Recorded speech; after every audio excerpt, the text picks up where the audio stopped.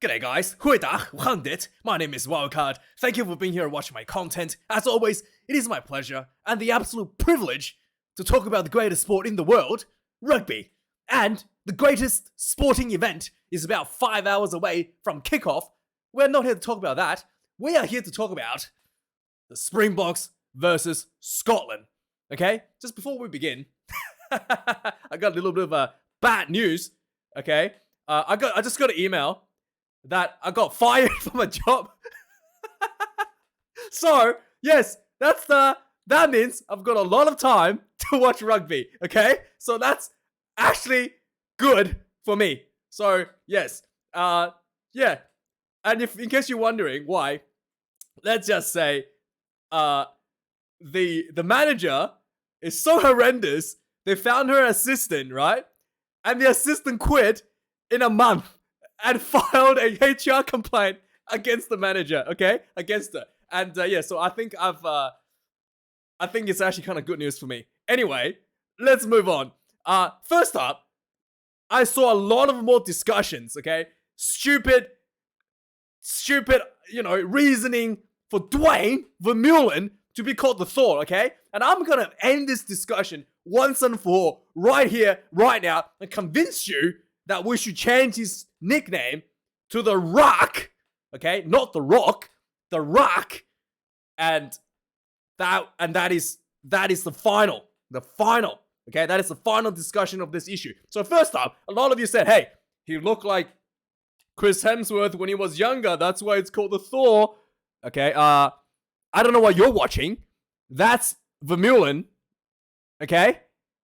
And this beautiful specimen, this beautiful person, is Chris Hemsworth, okay? Do they share any resemblance at all? Okay? Nobody is as pretty as Chris Hemsworth. Okay? Not even his own brothers. And you think Dwayne Vermeulen looks like Chris Hemsworth? Okay? In fact, Dwayne Vermeulen looks more like Scott Burger than Chris Hemsworth. Okay? If we're going by who he looks like, we should be calling him Dwayne the Burger Vermeulen. Okay? So no, that is not a good excuse. And then people were saying, okay, no, look, the Stormers, he used to play for the Stormers. The Stormers, shoots lightning, right? And the Thor shoots lightning also, which means Vermeulen makes sense to call Vermeulen the Thor. You know what else shoots lightning? The broken electric box in my garage. That thing shoots lightning too. Okay? Should that be his nickname? The broken electric box? No. So that's also a bad reason for a nickname, right? Now, let's have a look at why he should be called the Rock, okay? Because Vermeulen, the Rock, okay? I'm talking about the Rock, not the Rock, okay? The Rock is a pun for the Rock because the Americans call the Rock in America, okay? That's one of the reasons why I wanted to call him the Rock, okay? Because it's a pun on the Rock Johnson, okay? Now the Rock, okay? Dwayne Vermeulen is one of the best players in the world at the Rock.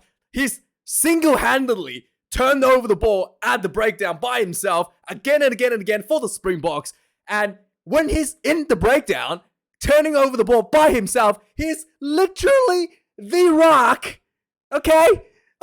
Starting to make sense now? He's literally the Rock doing God's work for the Springboks. Okay? Is that starting to make more sense? And finally, the Rock, the Rock Johnson, Dwayne, the Rock Johnson, is the people's champion, in the World Wrestling Federation. Now, Dwayne Vermeulen, I'm sure some of you might not know this, is a Rugby World Cup world champion for the people of South Africa, Starting to make sense? Is that starting to finally make sense? We need to stop calling him the Thor and call him the Rock, Rock, who he actually is on the field. That discussion over, case closed. He's the Rock, Dwayne the Rock Vermeulen, for now, going forward. Now, let's talk about the game. First up, the history between South Africa and Scotland has been quite one-sided, especially in recent times. Scotland last time beat South Africa 10 years ago. Oh, actually 13 years ago in 2010. I thought it's 2020 for some reason. We lost a few years there, guys, okay? 2000 is 13 years ago in 2010, and it's been pretty one-sided for South Africa ever since. But there has been a bit of a resurgence for the Scottish team in recent times, with Finn Russell playing exceptionally well for Scotland. And in very recent time, during the trials, Scotland really showed like they've learned something, right? Maybe, I don't know, they've learned this thing called, to come back from the jaws of defeat. I don't know, maybe, is it because Rocky 4 finally released on VCR in Scotland, and the team watched it and realized, hey, maybe we can do that too. We can still come back from a win after being down and out. So yeah, they did that against the French.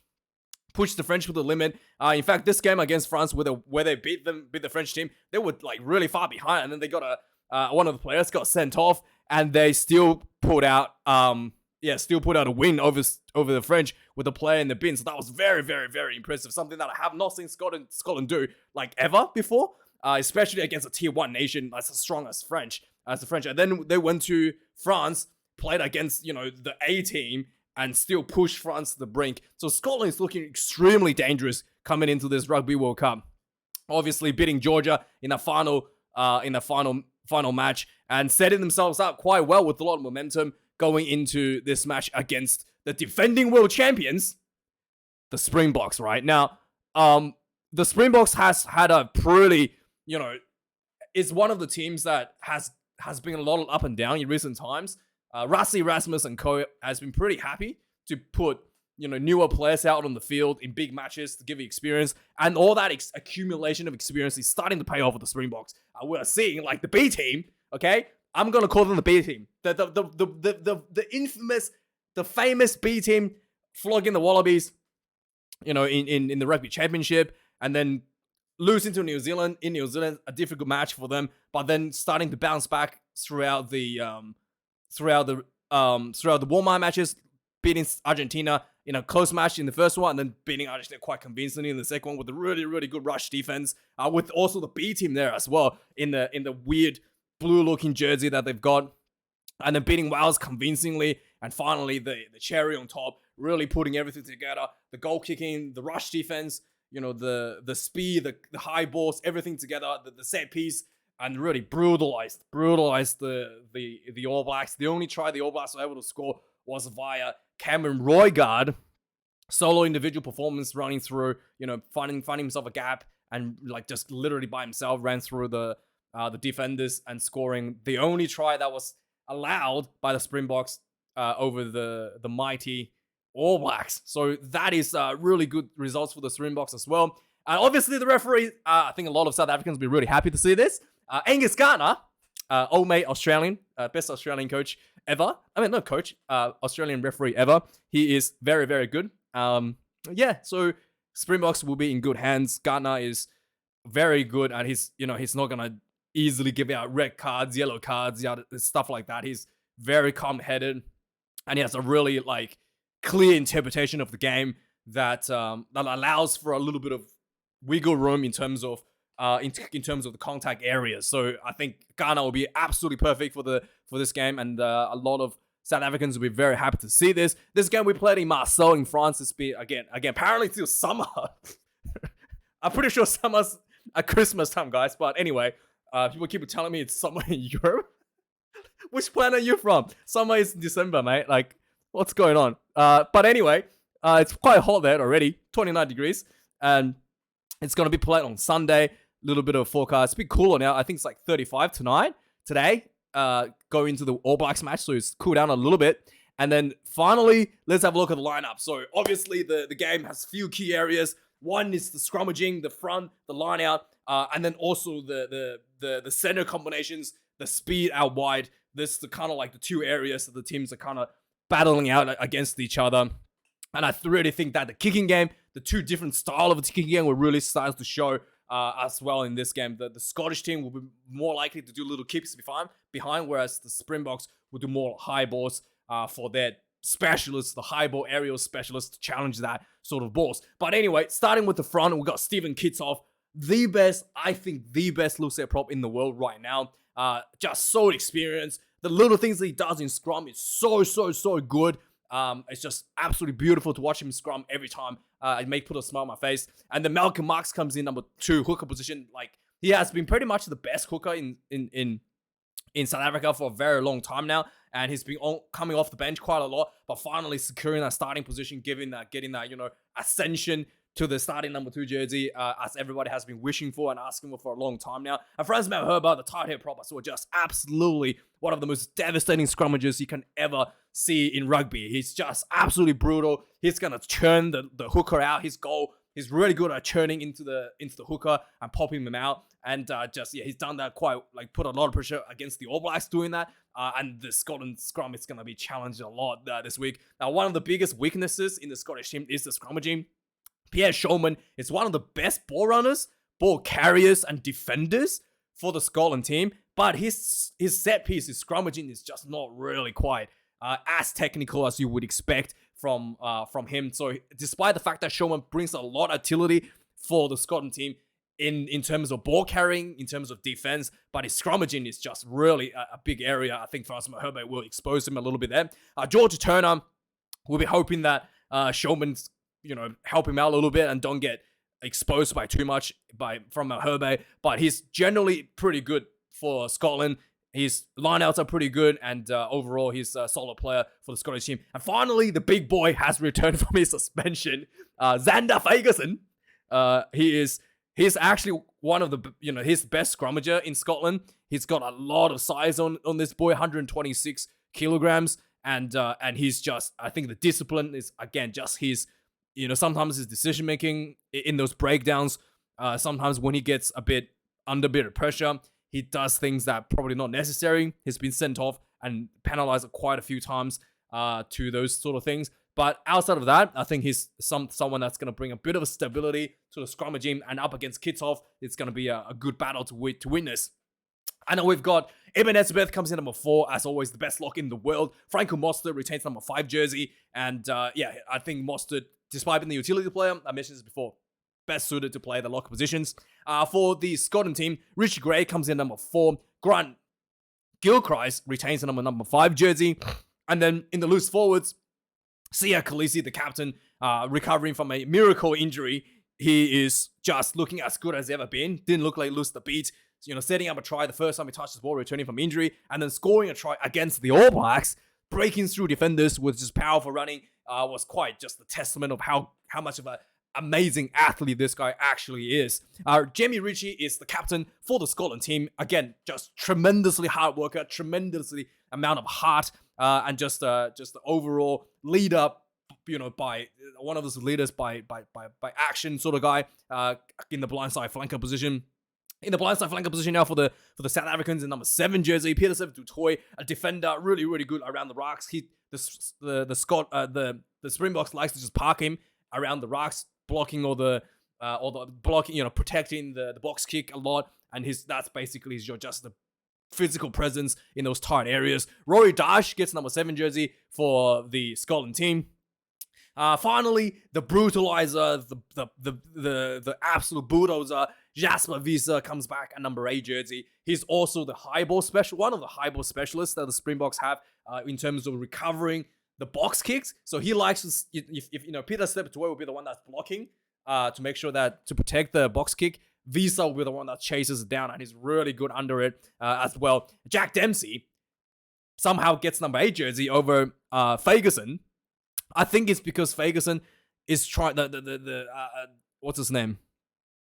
Gregor Townsend is trying to save Fagerson to deal with the bomb squad coming off the bench. But Jack Dempsey also, I do think that kind of makes sense in the sense that last time he came off the bench, I mean, not last time, like sometimes when he comes off the bench in a tight game, when things are really stressful, he just kind of fall apart a little bit. I remember, what was it? I think it was against Ireland.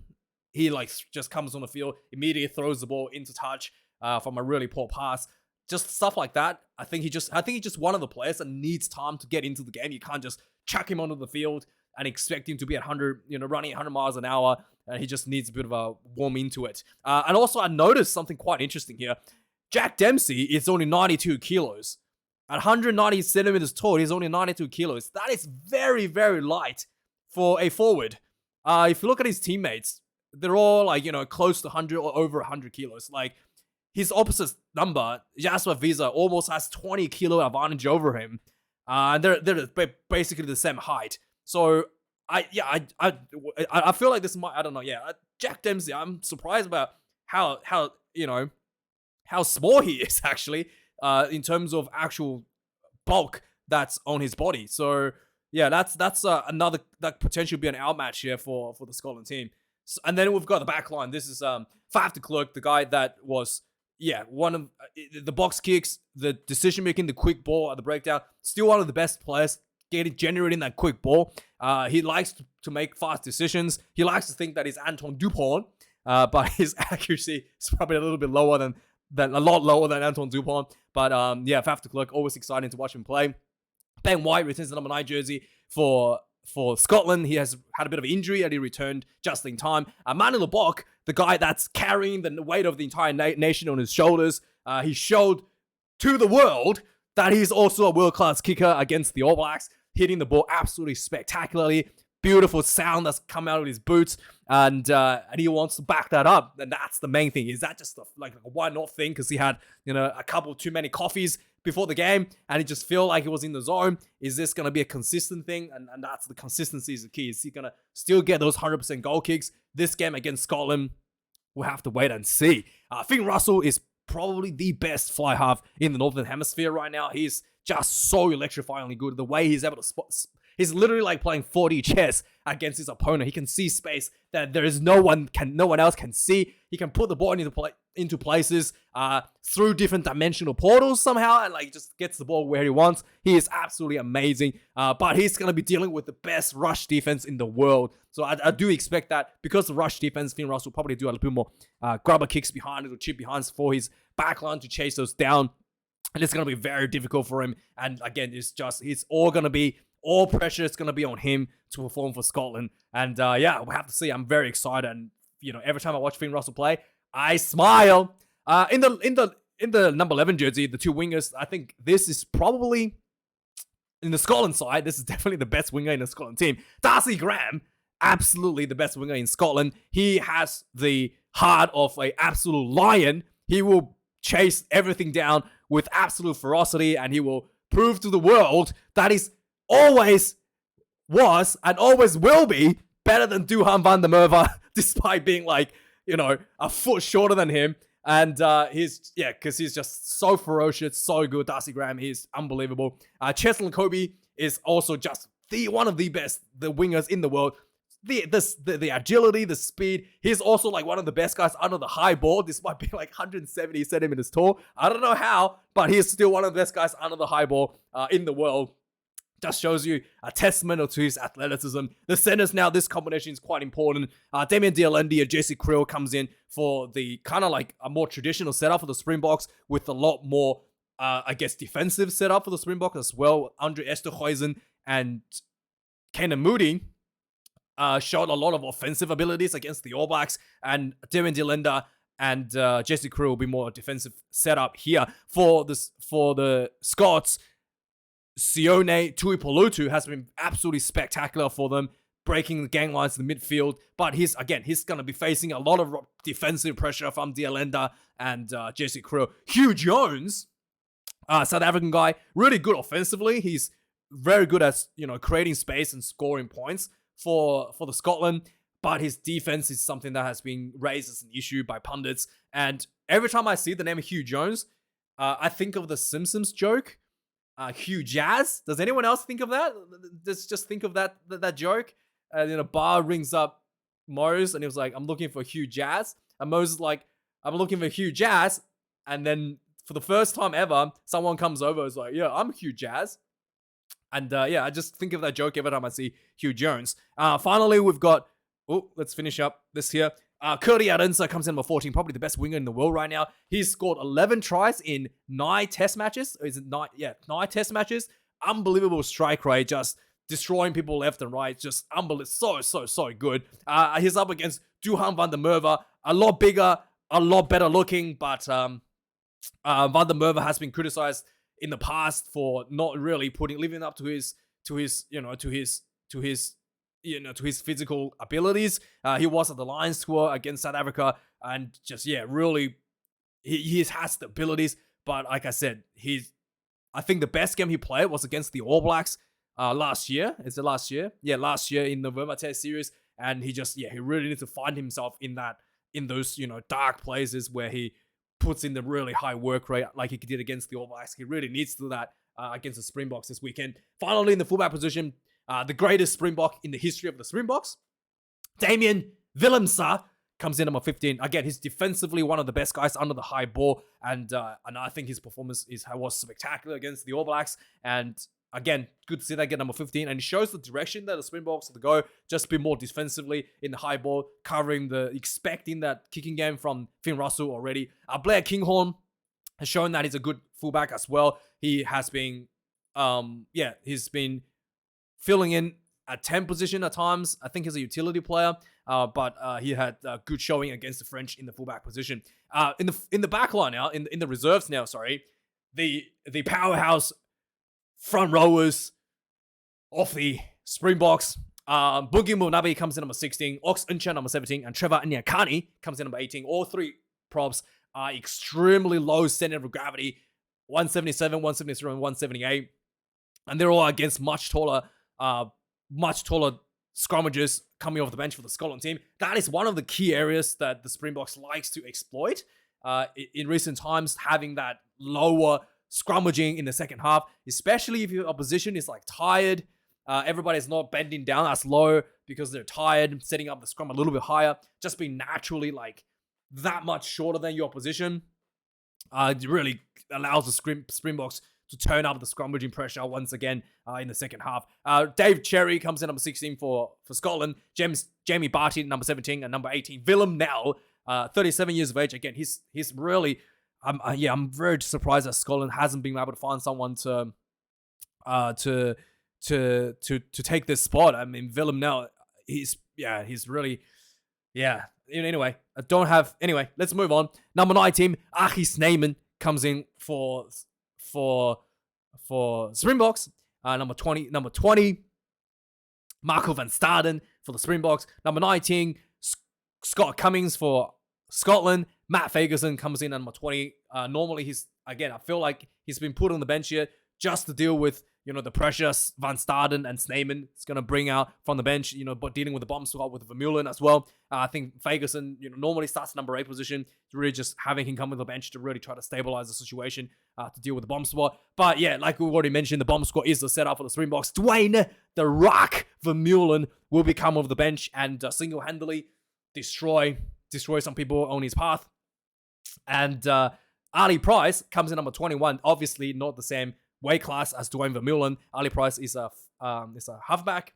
Grant Williams is a halfback for the Springboks at number 22. Cameron Redpath comes in at 22 for Scotland. And finally, Willie LaRue will be coming onto the field to probably spice up the thing a little bit with his excellent playmaking showing in recent times. And his opposite number is number 23, Ollie Smith for Scotland. And that's the lineup, guys. Let me know your thoughts. I think that the way that the Springboks strategy plays perfectly into all the weaknesses that the Scotland team presents himself. Everything that the Springboks pursues in a game just happens to be the weaknesses that the Scottish team has. So I really don't see this. I really struggle to see how Scotland can come out of this one. To be honest, I really like Scotland. I've never enjoyed Scotland rugby until recently. I'm really starting to grow quite fond of this team, but I do think that the Springboks would win this one by 10. Yeah, 10. So I think it's gonna be probably 38 points to 28 or something like that. So anyway, let me know your thoughts, guys. Thanks for supporting my channel with with the guys that donates their money to me. I really appreciate it in a time like this. The inflation's going through the roof. Everybody's struggling to put food on the table for their families, and just help putting money my way really, dude. appreciate that, guys. I really appreciate it. Anyway, guys, thanks for watching. Like, comment, subscribe. I'll see you guys a little bit later. I will be doing the commentary for the opening match in about a few hours. So thanks for watching. I'll see you guys there. Otherwise, I'll see you guys for the commentary for this match on Sunday. Cheers.